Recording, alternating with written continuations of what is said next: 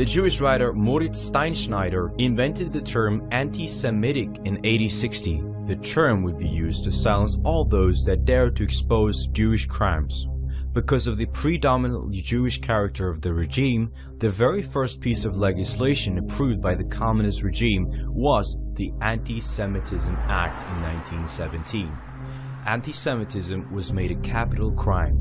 An anti-communist was regarded as an anti-Semite. Leon Trotsky also started using the word racist to browbeat all dissenters of the communist ideology and to render debate impossible. These words are used still to this day to bully any politically incorrect person into silence. Even more now than ever, they're trying to make it punishable to question or criticize their actions by calling it hate speech, fake news, or anti-Semitic. Anti-Semitism is used as a great blockade. When somebody's called an anti-Semite, it's usually because they've asked some question or made some comment about Jewish behavior in some way, shape, or form. And because Jews don't want to discuss that behavior, they call you an anti-Semite for daring to question that Jews do anything bad ever. That's really why it is used.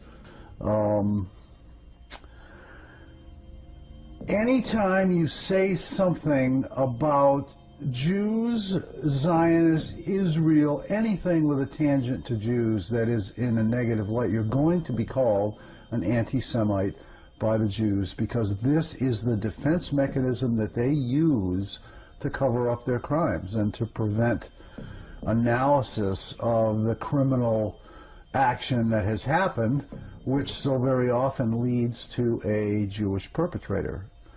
The Jewish philosophy is, how did Franz Seiler describe it the other day? It is an excuse to commit crimes. That's all it is. You put all your morals aside and you can do anything. That's the Jewish philosophy.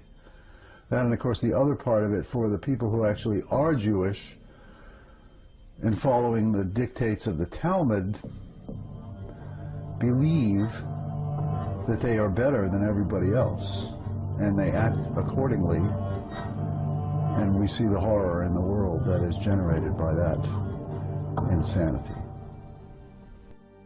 You must understand, the leading Bolsheviks who took over Russia were not Russians. They hated Russians. They hated Christians. Driven by ethnic hatred, they tortured and slaughtered millions of Russians without a shred of human remorse.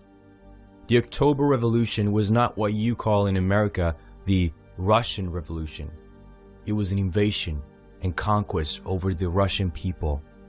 More of my countrymen suffered horrific crimes at the blood-stained hands than any people or nation ever suffered in the entirety of human history. It cannot be understated. Bolshevism was the greatest human slaughter of all time. The fact that most of the world is ignorant of this reality is proof that the global media itself is in the hands of the perpetrators.